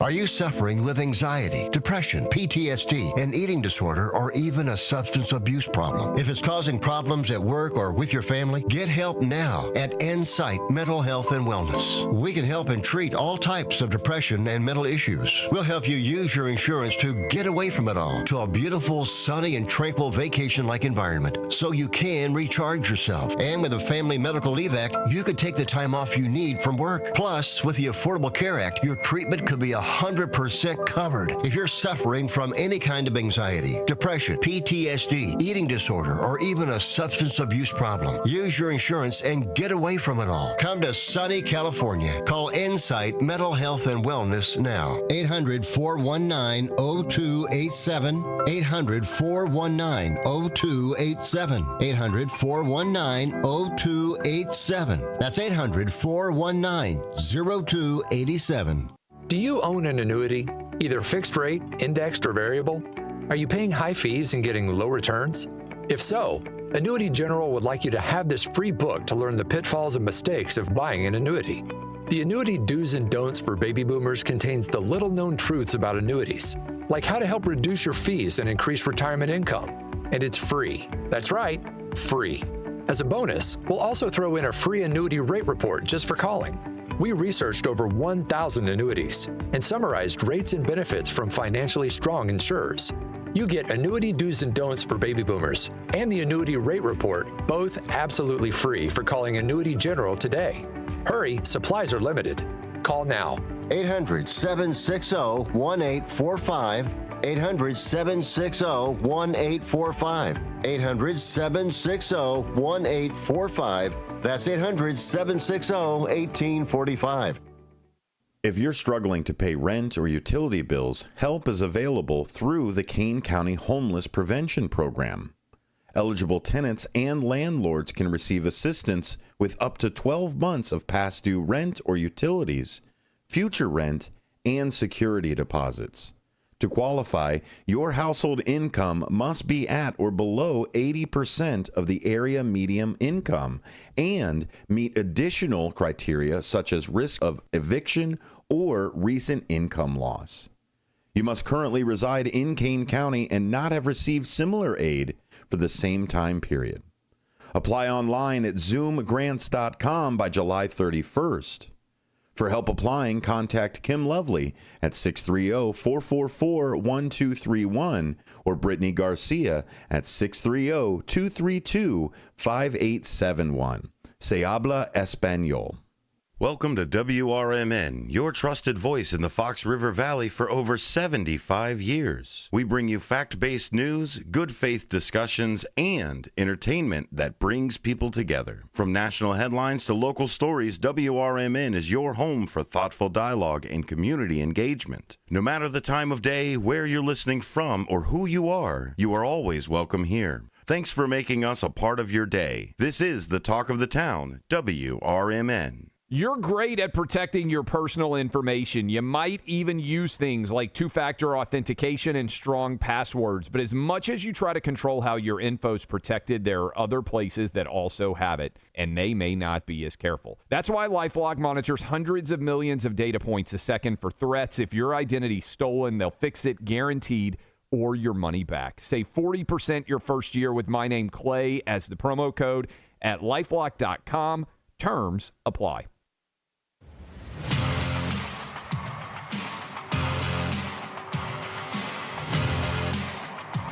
Welcome back to AM 1410 WRMN. You're listening to On the Rise. Myself and Nick Johnson holding down the fort this weekend, basically, as our boys are on the move. Dalton Cooper is up in Wisconsin covering some volleyball, and Brandon Combs, he went south down to Nashville to cover some UFC. So we have a couple of stand-ins. We're going to be joined shortly by Andy Dietrich of Recruitling Sports. He also covers the Sky. And looks like I got him on the line. Oh, we have him on the line. Yeah, go ahead and bring it. Is he up there? Andy, how are you? Good to talk to you. Good morning, gentlemen. Can you hear me all right? I can.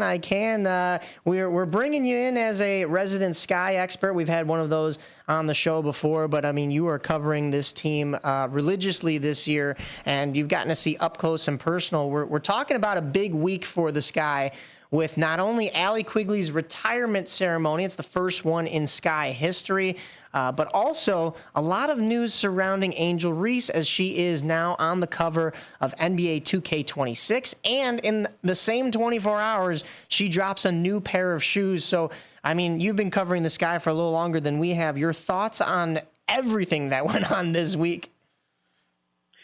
Yeah, I just can't really express how phenomenal I think this is for the Chicago Sky as a franchise, in terms of, not just the Sky itself, but how much the league has grown in the past 2 or 3 years.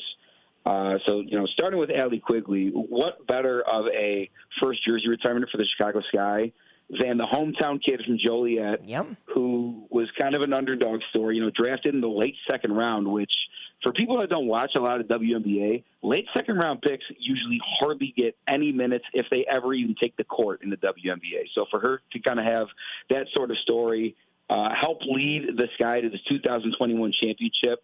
They were down. She kind of talked about it in the jersey retirement ceremony. They were down double digits heading into the fourth quarter of the winner go home game in that series, and being the sharpshooter she is, she just went off. I think she hit 4 or 5 threes in that quarter to seal the deal for this guy. So really emotional stuff in that game against the Wings this past week, and it was really just amazing not only seeing her, Courtney Vandersloot, express all that emotion, but really seems like the city has rallied around Allie Quigley and her number going up into the rafters for the first time in franchise history. Yeah, of course, Allie Quigley and Courtney Vandersloot, wives on the court, but unfortunately, Courtney Vandersloot out with that injury, so she couldn't play in the game, but she still got a chance to participate in the ceremony. I thought it was a wonderful ceremony that they put on for Allie Quigley and that painter. I've never seen one of those paintings where they paint it upside down, the fast ones, and then they spin it. How do you have the mind to be able to see that upside down as you're painting it? Because I would always just paint something right side up, I guess, if I was doing that. So that's incredible. But then, of course, going into Angel Reese, that was a big night for her too. Of course, the Sky themselves playing 2 games in a matter of 48 hours, but in between that was the announcement of Angel Reese's new shoes that were designed by her and dropped, but also her being on the WNBA version cover of NBA 2K26. So we did get a chance to talk to Angel Reese. She kind of stiffed me a little bit. I don't know if you wanted to play the audio. It was kind of garbage on that because it was loud on the court. But I asked her about the shoes. I asked her about just the designer stuff in general, if it was designed by a guest she had on her podcast who was a fashion designer. And she said, "Oh no, he didn't design these shoes." And I was like, "Yeah, I know you did. Don't worry. I'm not trying to take it away from you." But regardless, she wasn't wearing the shoes out on the court that night. Maybe got to break them in a little bit before she starts using them in the actual game. But being on the cover of NBA 2K is quite the honor, Andy. And it absolutely is. Angel Reese has been someone who has never shied away from the spotlight I think ever since she kind of got launched into the stratosphere in college, being a national champion at LSU. She started her collegiate career in Maryland, transferred to LSU to play for Kim Mulkey, won a national championship there, drafted in the first round by the Chicago Sky. And keep in mind, she's only in her second year with all this media attention. She's obviously now on the cover of NBA 2K. She has her signature shoe. She is the best rebounder, bar none, in the WNBA for the last 2 years. I think she's the only person in the WNBA who's averaging more or double-digit rebounds, and the next closest person is only at like a low 9. And she gets a lot of scrutiny for the whole rebounds thing, which she just turned around, made a trademark, and is now having the best stretch of games in her career recently. It's been busy for Angel Reese, to say the least, on and off the court. The one thing she has that I think she possesses in terms of traits that nobody else does in WNBA, she has just in terms of drive, motivation, and a motor, whether she's on or off the court, she has it. You can't teach that. I mean, right after that Wings game where, she just got announced for 2K in the signature shoe, she's on set shooting for another commercial, and she just posted on her Instagram story the other day. I don't know how she does it. I mean, I'm impressed by Angel Reese, and, it's going to be a treat to go out and see her when her and the Sky take the court today against the Minnesota Lynx. Yeah, and we will be in attendance, Marcus Mack, myself, and you, Andy. But NBA 2K, it's quite the honor. You're a little bit more of a video game guy than me, Nick. What are your thoughts on the 2K cover and the choices that they made this year? Especially, she even spoke in that media scrum about not getting much sleep, like you were kind of alluding to, Andy, because of all these announcements and all the things she's got to do. But she's on the cover with Shai, and who is the Carmelo Anthony. So Shai Gilgeous-Alexander, who just won the NBA title with the Oklahoma City Thunder, and then Carmelo Anthony as well. Quite the company to be a part of. And what you just said, you are correct. Angel Reese averaging 12.8 rebounds a game. The next person after that is Aja Wilson with 8.7 total rebounds a game.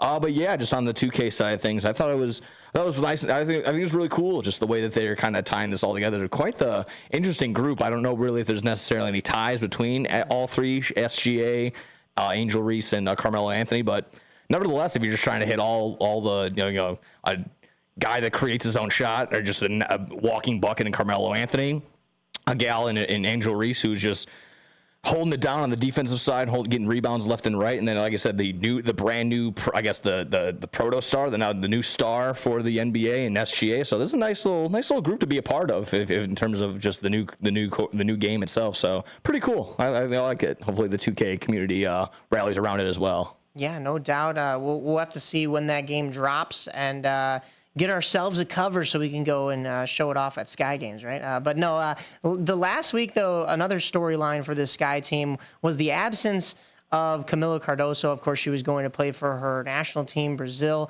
and they definitely were hurting without her. They only got one win. That was last Sunday, two Sundays ago, against the Los Angeles Sparks, another struggling team in the NBA due to injuries right now, but a tough Golden State team that has just joined the league. And then, of course, the loss to the Minnesota Lynx last week, 80-75, and an 81-79 loss to the Washington Mystics before coming back and winning that game against Dallas. It was Rebecca Allen that was going off, looking like Allie Quigley herself with a bunch of threes that night. She almost tied her high of 28 points. She had 27 in that game. But the other big storyline was the fact that Camila Cardoso returned for the Sky that night against Dallas, and we'll see what that does for this team going forward. You've got a game today at noon against Minnesota, a game Monday against Minnesota again at 7 p.m., and a game Wednesday, July 16th. It's an 11 a.m. game against the Atlanta Dream. So looking forward, Andy, what do you think is in store for this Sky team? They're sitting at 6-13, so hopefully they can pick things up. Yeah, absolutely. This is a big point for them if they want to at least stay in playoff contention. The top 8 teams get into the playoffs. They sit about, I think it's 2 or 3.5 games out of the playoff picture right now. We're only at the All-Star break, about halfway through, but it's certainly a big chance for this guy to prove themselves. The recent stretch of games, despite not coming out on top in most of them, I think we're seeing at least progress in terms of how this team has grown this year. Thinking back to the start of the season, like that fever game at the United Center, without Caitlin Clark playing for the Indiana Fever. Of course, that was the game Courtney Vandersloot went down. But that was one of the worst games I think I've seen the Chicago Sky play since I started covering the team. Losing your floor general and veteran is never easy, but that game ended up being a 30-point blowout. They followed that up with a couple bad losses on the road. So to see this team gain some sort of structure and chemistry on both ends of the floor, especially now that most of the roster's back, minus Vandersloot, is really good to see. Now, the unfortunate thing, they were rewarded with this recent success by playing the best team in the WNBA by far. The Minnesota Lynx are 17-3, are firmly in first place. Nafisa Collier is pretty much the MVP favorite if you ask just about anybody who's following this WNBA season. And they have to play them back-to-back, but at least it's at home in front of the Chicago fans. So it's great to see the progress this team's made. You know, Rebecca Allen, I don't think is a name that people would have expected to go off for 27 points. It's just kind of one of those any given night in the association type things. It was a great game they played against the Wings the other night. And, you know, if I had to play devil's advocate, the Wings were missing two of their best guards, and Dejanay Carrington and Arike Ogunbowale, which maybe allowed for some of that perimeter scoring to open up. So it's certainly going to be a good litmus test if they can go out and compete with the Minnesota Lynx in any of these next two games. But unfortunately for the Sky, this isn't a knock on them. The Lynx are just really good. So I'm not sure if that's going to happen, Mike, let me tell you. Yeah, no doubt. Well, you mentioned All-Star Game. Angel Reese is the lone representative for this Sky team, so hopefully that gives her a little bit more of a boost along with the shoes and the NBA cover. So, Andy, thank you so much for calling in, my man. We're glad to get some insight from you, and let's go Sky, man. Let's get to these games and get the season back on track here, hopefully after a tough stretch here against Minnesota. Chi-Town, Sky-Town, baby. Thank you so much for having me, gentlemen. Yeah, no problem. Where can they find you, though? Yeah, go ahead and give me a follow on Twitter. It's at Andy Diedrich. Just figured out how to spell it. I'm sure there's too many letters and consonants. Don't worry about it. No. Shoot me a follow on there. I'm writing, tweeting about the Sky, whether I'm at the games or not. And I look forward to seeing you all over there. All right, sounds good, my man. I will see you later. Appreciate it, guys. Thank you, thank you. That was Andy Dietrich of Recruit Link Sports, but he also does a lot of photography for I apologize, I forget the name of his outlet that he goes and covers the Sky with, but we also got to meet John Alexander, who is the owner of that outlet. And then shout out to Brian Teague as well. We're going to probably eventually get him on the show. Friend of Marcus Mack. He's been on The Truth About Chicago Sports, if you recognize the name. He and I were talking courtside as well on Wednesday night, but I'll probably get a chance to talk to him again today. Very knowledgeable about the Sky, so let's see when things come around for this team and we get a little bit more information. Before we take a break here real quick, I do want to mention a couple things. The Boomers and the Cougars have had busy weeks. Kane County taking 2 of 3 from your Chicago Dogs, Nick. I guess I would have been right if I said Brandon too, but how did that series run down for that 4th of July series? Actually, I should say they split. That was a 4-game series, excuse me. Yeah. Split in a 4-game series. Yeah, that was a tough little stretch for the Dogs this past week or so. It was a 7-game home stretch. Last game of the series for the Milwaukee Milkmen. This last game could not get that in due to inclement weather. So hopefully, with the Milkmen not coming back down here at all this year, maybe they'll probably get to finish that suspended game up in Milwaukee. Sorry, guys. Yeah. It is what it is. But yeah, nothing too off the charts for the Dogs and for those series right there. Like you said, taking a split. You saw, like I said, bats were able to do pretty well. But overall, like I said, similar to, obviously the MLB All-Star Week, the American Association All-Star Game is basically all set. Some good representatives for the Dogs. They were able to get in. Now 2 for 2. The Dogs are now 2 for 2 with getting the last man in vote. And that was for the Player of the Year, the 2024 Player of the Year last year, Jacob Teeter. So shout out to the Dogs fans. Shout out to the American Association for... Again, he's kind of head and shoulders above everybody else in those rankings. He was right around last time when I checked beforehand, it was like 27%, and everybody else was hovering around like 17% or less. So again, good representation for the Dogs.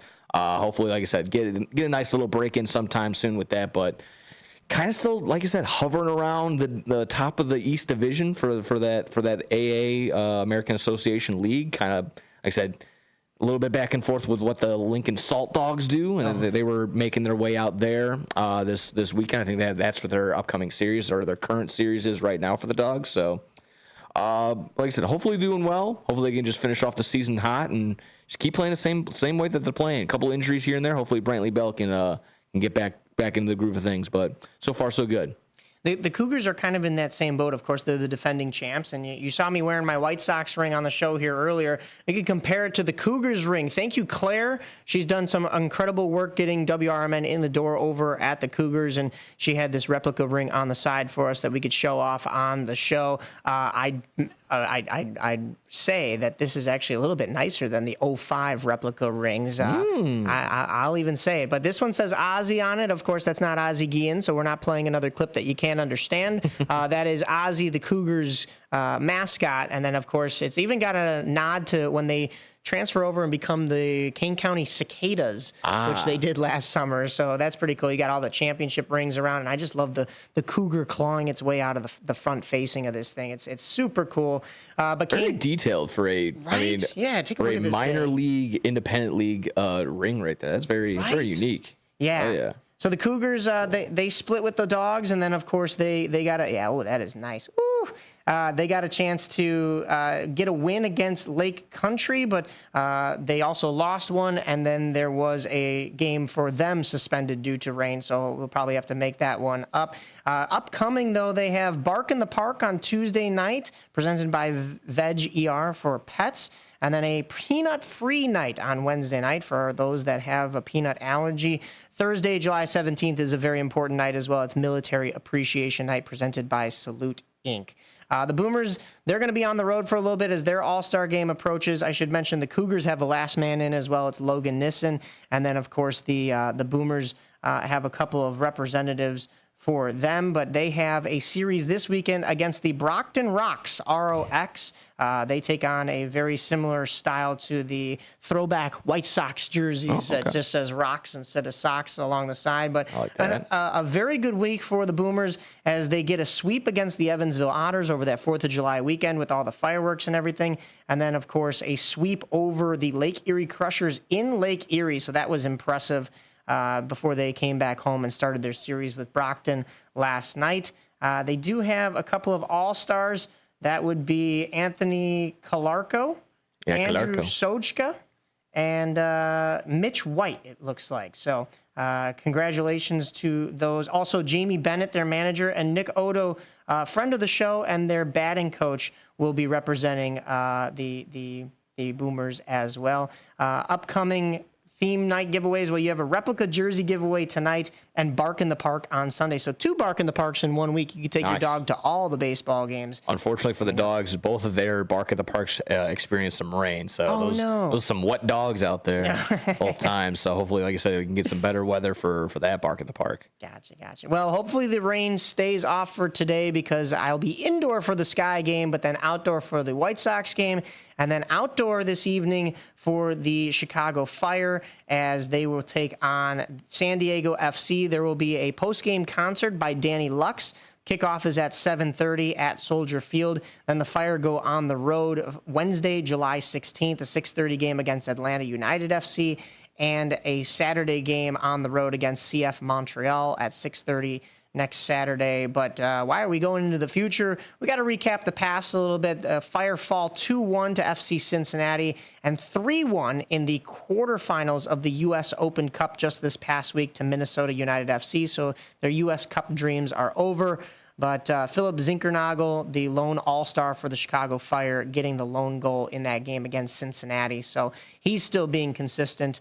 And boy, oh boy, all-star games galore. We're talking about it for the Sky, for MLB, for both the Frontier and American associations, and then, of course, the MLS as well. So it's been crazy here. Yeah. So I've got nothing else because the Chicago Stars are taking that little bit of a hiatus before their season resumes in August. But you wanted to break down...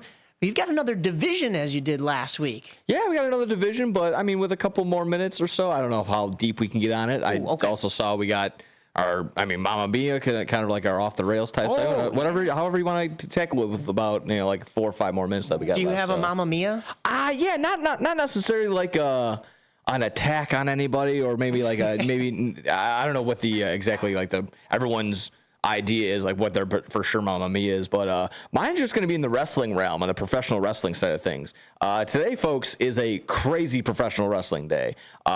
Starting off in about 2 hours, you're going to get the 0 hour for all Elite Wrestling for their big pay-per-view All In. Simultaneously, NXT is going to be popping off with their PLE all at the same time, and then right after that, Saturday night's main event on the WWE side of things too. So what I'm really getting at is, there's going to be a lot of wrestling, tons of wrestling today. I don't know, you're not in that realm necessarily, but there's that online community, obviously. What I say to them, instead of the marks, to all the tribalists, like, this is better, this company's better for this reason.